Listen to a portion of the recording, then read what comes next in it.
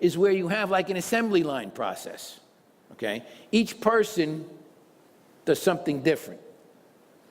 Reciprocal is inputs and outputs move back and forth among units prior to the final output. So that would be like a hospital, okay?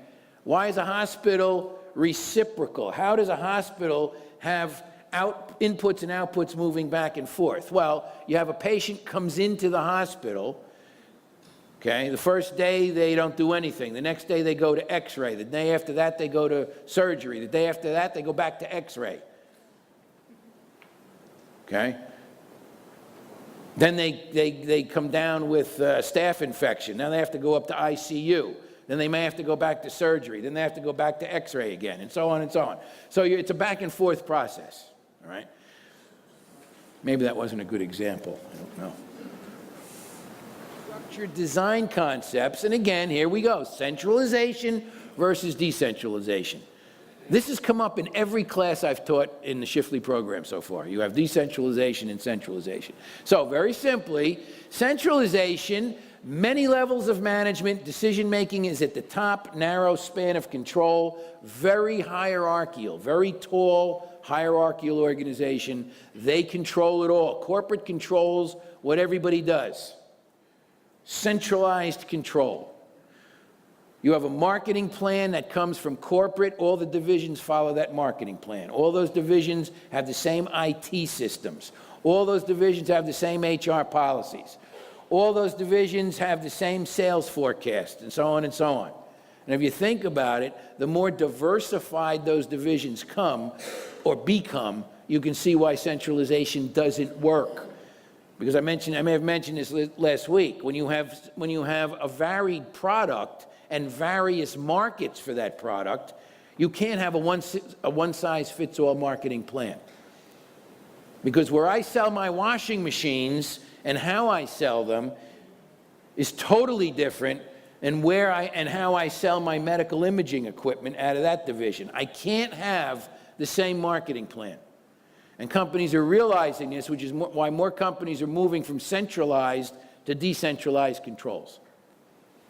So decentralized, fewer levels of management, delegates authority to the lower levels. You have a much wider span of control, and you have a much flatter shape. Does anybody remember what span of control is? Because we mentioned it in both sides here. Yes? Yeah.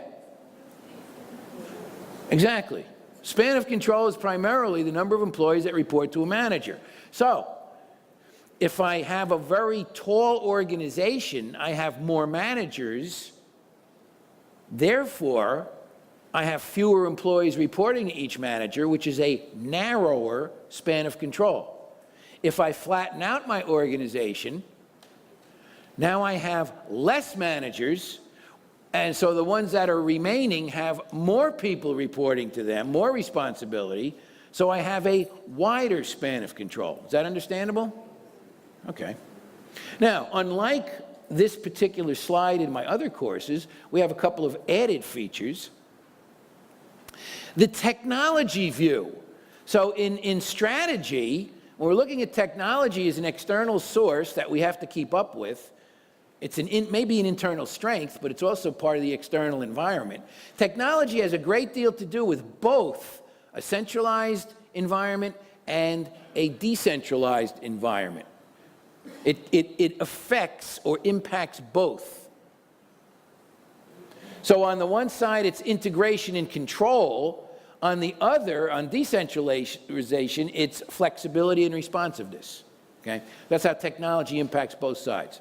Is that on your exam? No, it's not. None of this is, actually. I don't think we've hit anything in this chapter yet that's on your exam. Everybody's saying, oh, and I've been taking notes. How about different organization structures?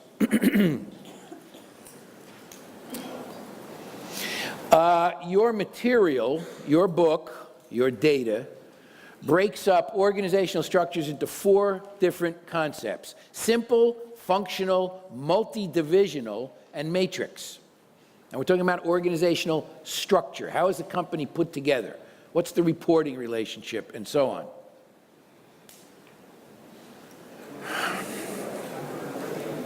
10:30, 11:30. Okay, we'll finish up this chapter. Got a few more slides and one more chapter to go.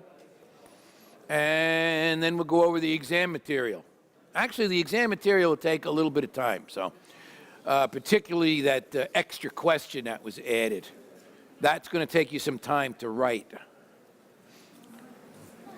You'll see. Okay, we're looking at different organizational structures: simple, function, multi-divisional, and matrix.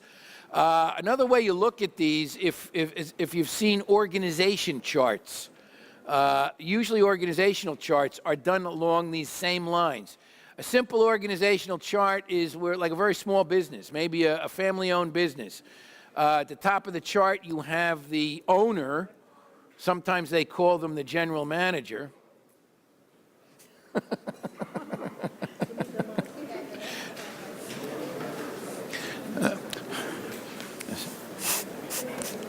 She takes good care of me. She really does. Okay, so usually you'll see like an owner at the top of the organizational chart, and then you have maybe three bars coming down. The first one is usually finance. The next one might be marketing and sales, and the other one might be operations. Boom, that's it. That is your organizational chart for a simple organization. And then as they become more complex, like a functional organizational chart, you might have a division, okay, with more levels.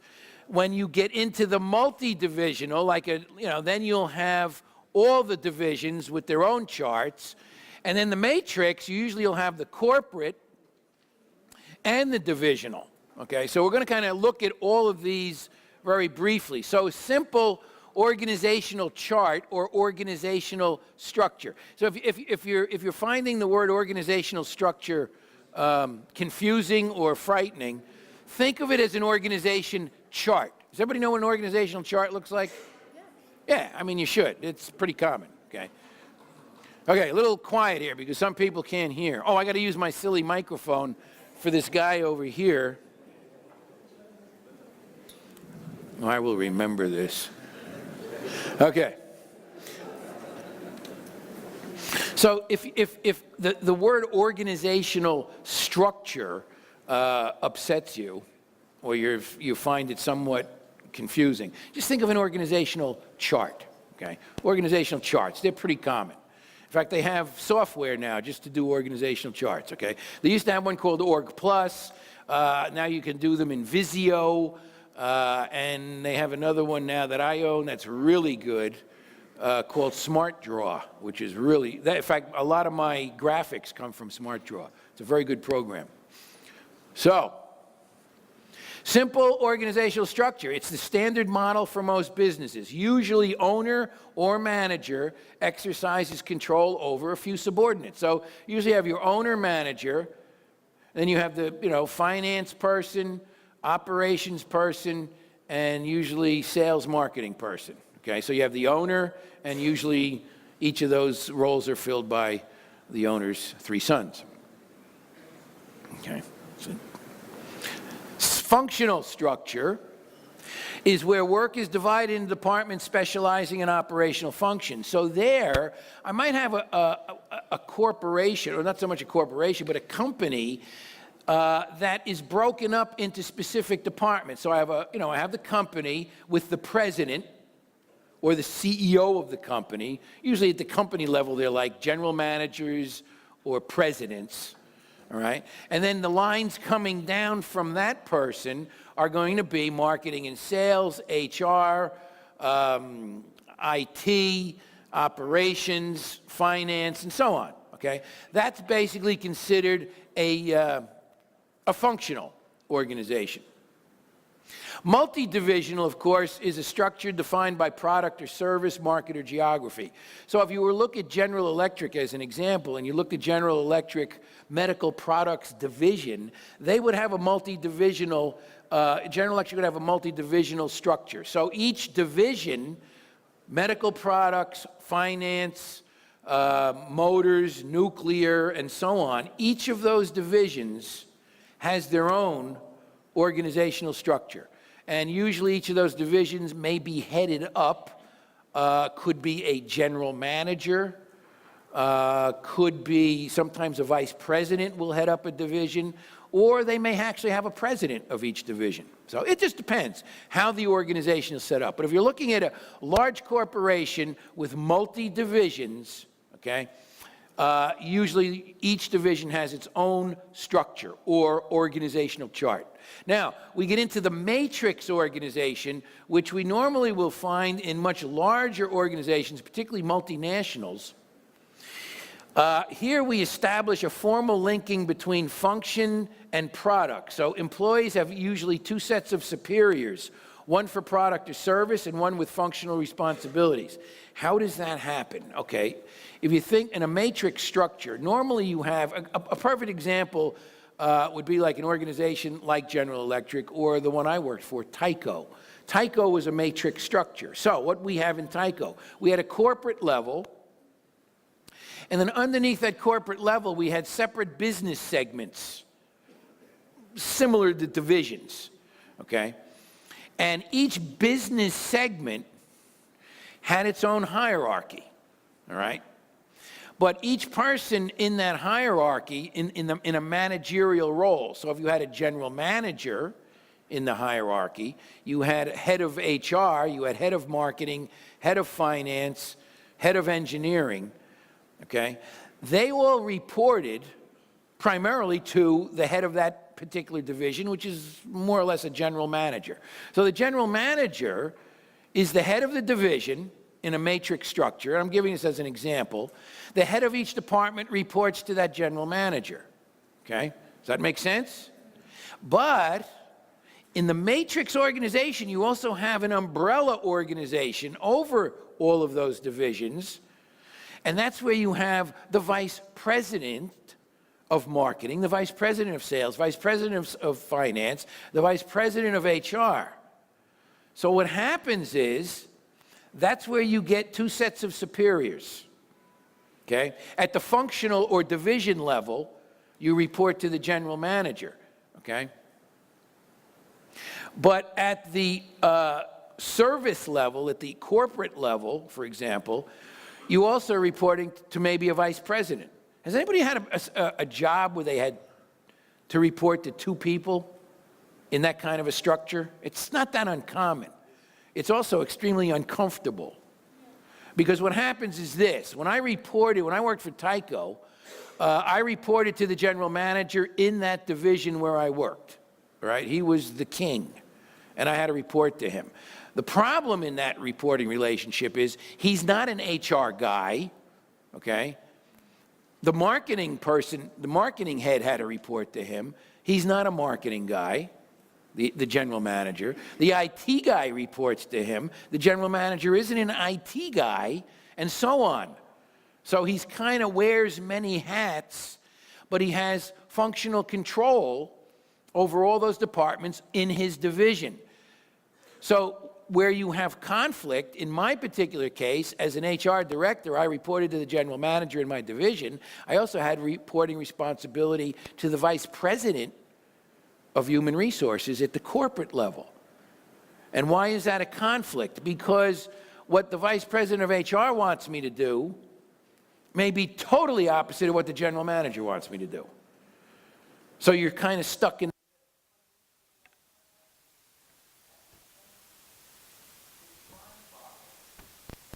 It's one of the reasons people get gray hair or their hair falls out. Because it comes down to a point where, how do I keep both people happy? Particularly when you get conflicting directives. General manager just says, go this way. VP of HR tells you to go that way.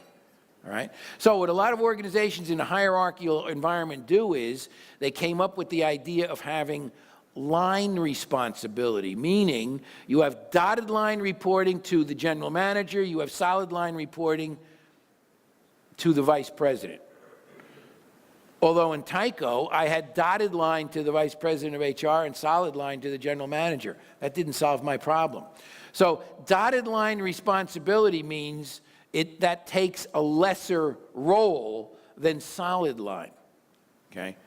And I fought for many years to get those lines reversed, because the solid line reporting responsibility in a hierarchical structure should be aligned with the particular field. HR should report directly up through HR. Marketing should report directly up through marketing, and so on. Okay? Does that make sense? Yeah, I thought so too at the time. So those are the 4 organizational structures. I don't think there's anything on your exam that in regard to that.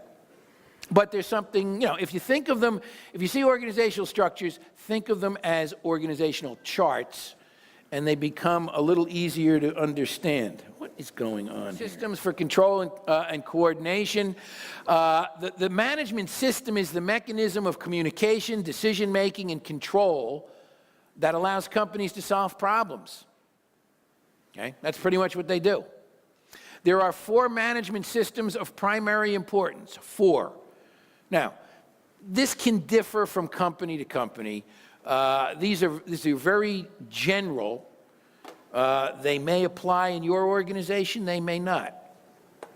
But according to our Australian writer of our materials, the 4 management systems: information systems, sometimes just referred to as IS, information systems. 4 management systems of primary importance. The next one is the strategic planning system, the financial system, and the human resource system. Those are what they consider to be the 4 management systems of primary importance. Now, you may agree or you may disagree with that, and a lot of that is dependent upon the industry, because if you're in government, that may be different. Okay? If you're in an organization that is heavily leaning towards customer service and sales side, you may have a marketing sales system maybe in there, okay? So, which is one of the reasons I don't have this on the exam, because this can be almost opinion generated, all right? And it can change from company to company. So the fact that I feel these are an opinion and can be somewhat flexible, I'm not going to hold that to accountability on an exam, because it may not apply all the time, all right? If that makes sense. And it's less for you to remember. So looking at them from a graphic: information, strategic planning, financial planning, and human resource. So we don't have to go through these because we've already mentioned them. But this is just a little backup to the original slide that you can keep in your reference materials, and it goes into a little more detail of each of the 4 primary management systems. Okay? Listed them on the other slide and graphically displayed them here. So you have both at no extra charge. So the last slide in this chapter: corporate culture is a control mechanism.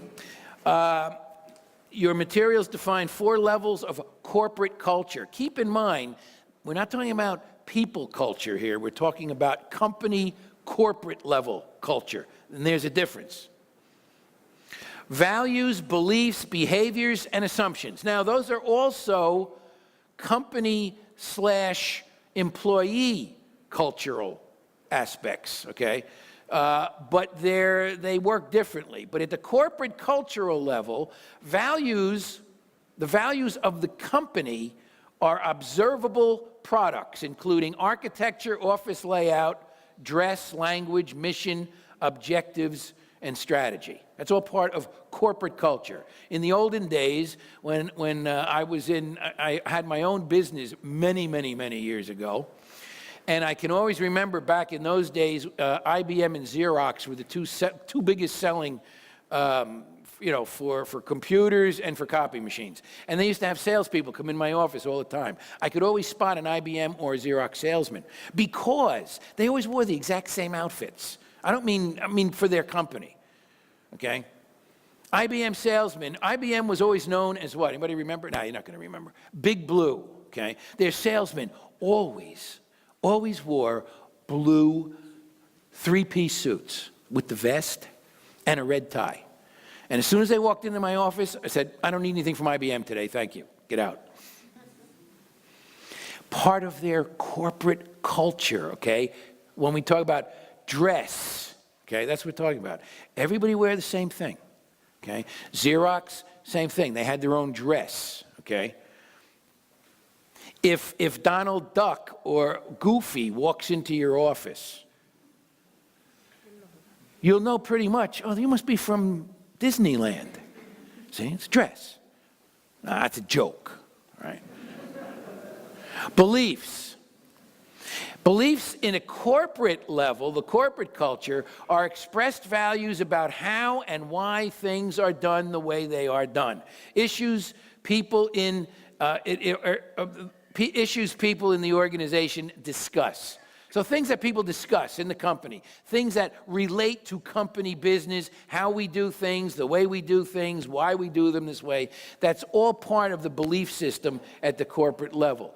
Behaviors are primarily the day-to-day work routines and the way organization is structured and controlled, the way we do things day to day, our activity. And some companies have very rudimentary routines that are part of their behaviors. As an example, it's part of some corporate cultures. Every day, all the people at the corporate level have to sit in on these silly meetings. First thing is, the minute you get in the door, we have to have a department meeting, okay? That sometimes becomes part of the corporate culture, becomes a regular routine, okay? And they're very annoying because I hate meetings until I've had a couple of cups of coffee to get my mind going, all right?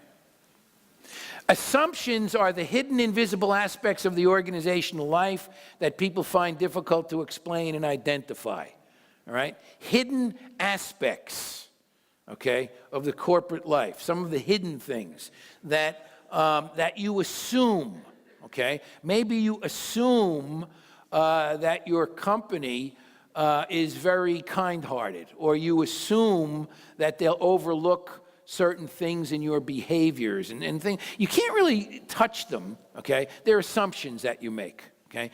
And if you look at even people's individual culture, we all have assumptions in life, okay? We assume that and they change from when we're young to when we're old. When we're young, our assumptions are much different than what our assumptions are when we're old. And that's the difference between assumption and reality. But when we're young, we assume we're going to be very successful. We assume we're going to have very happy married life. We assume we're going to have a house full of children or a fancy car or whatever, okay? Those are assumptions, and they change. Same thing at the corporate level, okay? They're kind of the invisible side, the assumptions that people make, okay? Again, not on your exam. Last chapter, here it is. Global strategies. That's kind of a nice picture. I like that picture, okay? Global strategies. So using industry tools to examine the impact of globalization on industry and competition, formulate strategies for exploiting overseas business opportunities. Exploiting. What does exploiting mean? How do we exploit overseas business opportunities? What does that mean? Yeah, make use of them. Take advantage of. Okay, take advantage, exploit. Oh, he moved up here. Now look, getting to be like, this is like the Holiday Inn in Abu Dhabi. I have this problem all the time. This is what happens, keeps going on and off. Okay, review global strategies that achieve balance between integration and national differentiation. There's a balance between global integration and national differentiation. And what that basically means is when we differentiate products, we may differentiate them at the national level, but we don't differentiate them at the global level. And there's actually an example in there somewhere. I think they use Pringles potato chips. Pringles potato chips are sold globally, okay? So they integrate potato chips globally, and they're all the same. Pringles you buy here are exactly the same ones you would buy in New York City, okay? But when companies sell things like not perfume, hair coloring for men or women, there's more differentiation there on a national basis. So you'll find them selling different hair coloring products depending on countries. That's where the differentiation comes in, okay? So you don't see one hair coloring type of product being sold globally. Okay, that's the difference between integration and differentiation. I differentiate nationally, if you will. I integrate globally. Okay? Make sense? I always ask this group here because this row is the nodding row. Okay? So I always look for them for approval. That's like those little dolls you used to put in the back of your car. They used to go like this.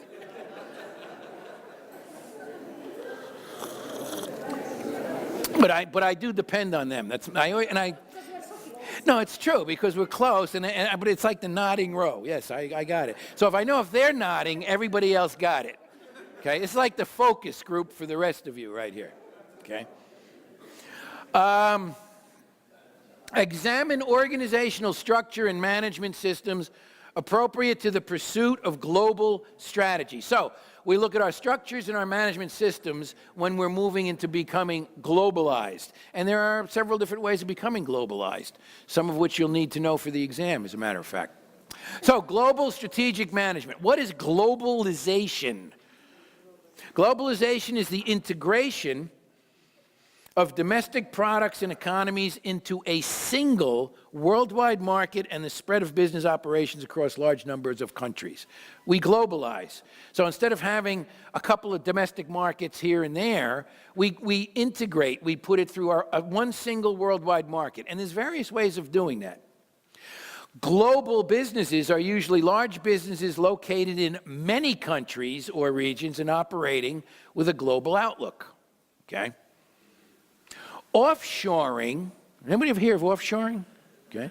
Offshoring is transferring specific operations to another country. So, years ago, Discover Card, which is about the most unpopular credit card in existence. Has anybody ever heard of a Discover Card? What I should have asked is, does anybody actually have one? See? It's like Discover Card? Discover Card moved its entire customer service program years ago. They offshored it. They closed it down. I don't remember what state they were in the U.S., but they closed it down, and they offshored it. In other words, the whole customer service business for Discover Card moved from the U.S. to India. Why did they do that? Well, for a variety of reasons. Number one, there was a much larger labor market in India. Number two, okay, the skills they needed for customer service were skills that were easily found in India. And number three, cost. Exactly. It's cheaper. The labor's cheaper. Do they have unions in India? Yes? Yeah, I wasn't sure if they did. But the costs were much less in India than it was to do it here. So more and more organizations are doing that. They're moving certain operations, offshoring them to China, to India, to Brazil, and so on. So it might be an engineering department, okay? You might offshore it, okay? So it's a very common. Now, don't get offshoring and outsourcing mixed up. They're different. Outsourcing is when you give a part of your company, you now contract it out to someone else to do. They could be somebody right down the street. Motorola? Yeah. Offshoring is moving a part of your operations to another country. Offshore, okay? So, and surprisingly, when they made that move to India, they worked very hard to make that what we call a seamless transition. What is seamless? You ever hear that word seamless? Okay? Seamless means, seamless is if you think of sewing. You can't see the seam, or where they put two pieces of rug together. You can't, it's seamless. It's the same thing here. Customers, when they get on the phone with Discover Card customer service, okay, both of those customers, that was a joke, because they're so small, that company. Both of those customers never realize they're talking to someone in India, because they have so perfected the system that they've actually taught the Indian labor people who are doing the customer service work, the Indian employees, to talk like Americans, which has got to be very difficult. Okay? I mean, I don't even know how I would teach somebody to talk like me. So they have no idea. There's no accents, okay? It's very straight talk, and some of the people that work in those positions actually take on more of an Americanized name. So they pick up the phone. Hi, this is David. Can I help you? And you have and see, just there it is. There's the call right now. Thank you. That was well timed. It was just the way we planned it. Discover card. So the point is, it's seamless. People don't even realize they're not talking to someone in the Discover headquarters in the U.S. They're talking to somebody in India, okay? And many organizations are using offshoring for a variety of reasons, but it can be used to globalize. I mean, if I have an operation in India, that makes me global, okay? What are the benefits of a global strategy? Increased range of competitive options. So the more globalization, the more areas I operate in, the more competitive options I have available. So if I'm only domestic, I have a defined amount of options. The more globalization or more countries I operate in, those options become more. It's a simple mathematical process. There are more customer preferences globally. If I'm serving a particular customer base in the UAE, okay, and I look to global markets, preferences are going to change. Because what people want here, people in different cultures, different areas of the world, want different things, okay? So in this country, I might have a big business in cotton clothing, light cotton clothing because of the heat. But if I expand my business to Scandinavia, if I'm a clothing company, I'm going to sell what? I'm going to sell winter coats and parkas and ski stuff, okay? So that's the point behind customer preferences. Scale economies, cost benefits, exploiting the national resource efficiencies that are found in some countries. We're going to touch on these. Serving global customers and achieve global level knowledge of the industry. So, increase range of competitive options. Use global resources to gain the competitive advantage in individual national markets. In strategy, the ultimate deliverable is competitive advantage. That's the ultimate outcome, the ultimate deliverable is gaining competitive advantage. And when we gain a competitive advantage, we make money. Customer preferences, increased customer base results in more diversification of products and more growth. So it makes good sense to expand globally. Scale economies. World market production can achieve large-scale economies in product development, operations, and marketing. So if we talked about, how many widgets we manufacture, the more widgets we manufacture, the lower the price, the more we can sell. Globally, that becomes exponential. We can sell a lot more product if we expand globally than if we're just manufacturing it in one domestic location. Cost benefits. The biggest cost benefits result from replication of knowledge.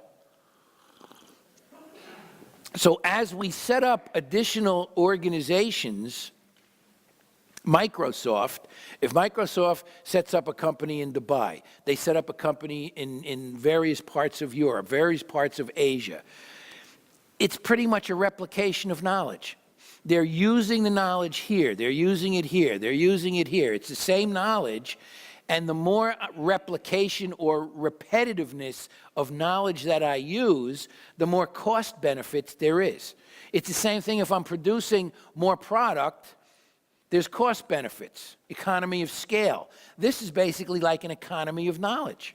The more knowledge I use in the same knowledge in different places, okay, the more cost benefits there is to that.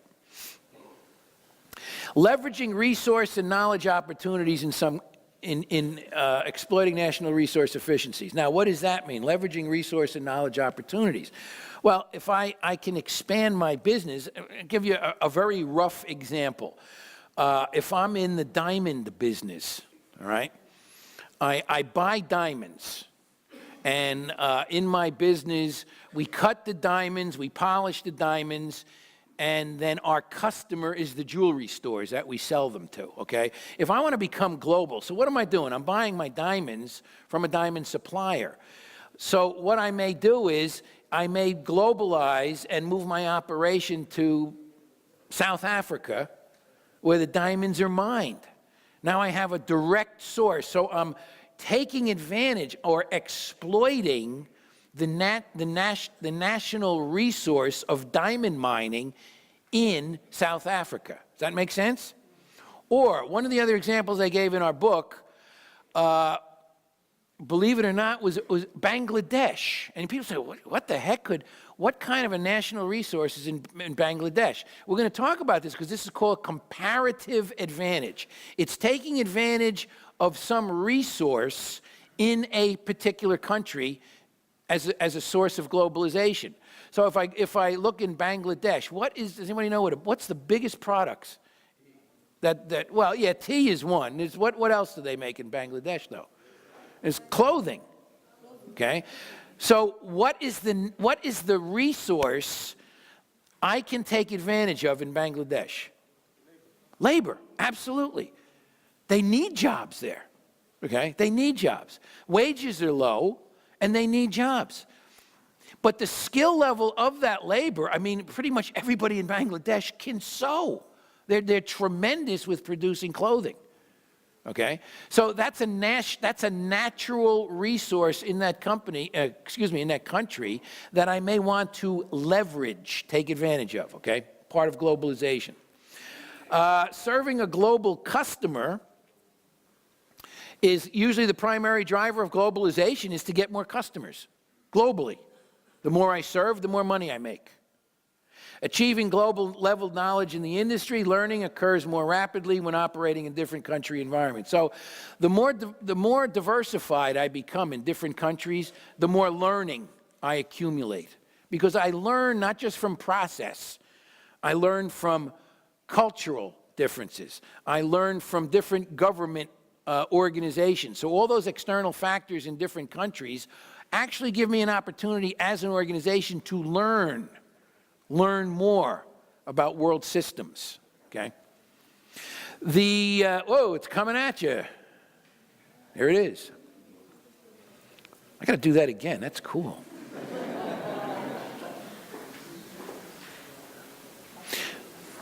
These are the slides that I'm usually monkeying around with at 3 o'clock in the morning.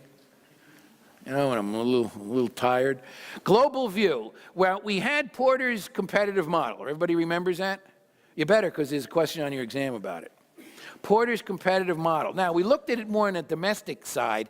This is it. If you're looking at Porter's global view, on the global side, the Porter competitive model, it's the same model, okay? It's really the same. You had entry of potential competitors, substitutes, intensity of rivalry of established firms, power of suppliers, power of buyers, okay? That was Porter's 5 forces competitive model, which we studied. Now, how do we apply that on the global side? Very simply. If we're looking at rivalry increases on the global side because there are more producers entering the market, you have an increase in competitor diversity, and you have an increase in excess capacity. Did we explain capacity in here? Business capacity? Yes? No? Okay. We'll probably get to that. I think that's coming up. Entry of potential competitors, barriers are decreased substantially when you're going global than if you're trying to break into a localized area, okay? Bargaining power of buyers, power of suppliers. Oh, by the way, this is reversed. I have to change this. This should be over on the other side. So bargaining power of suppliers is, the power of suppliers is usually reduced due to more supplier competition. So the more suppliers in the market, their power reduces. I apologize, I have these reversed. Okay, we'll get to that. Greater market power, since global organizations can diversify and develop substitutes. And this is the bargaining power of buyers or customers increases because now they can leverage buying power more effectively. Those 2 arrows should be reversed on the left and the right. I apologize for that error. Another 3 a.m. mistake, which I will repair. I'll fix that. Now, I just mentioned the word comparative advantage. What is comparative advantage? The advantage gained by a production of a product or service in one region over another due to leveraging the availability of local external elements. Comparative advantage concerns nations, not industries. So I'm taking advantage of an external element in a particular country. Bangladesh, it's the labor.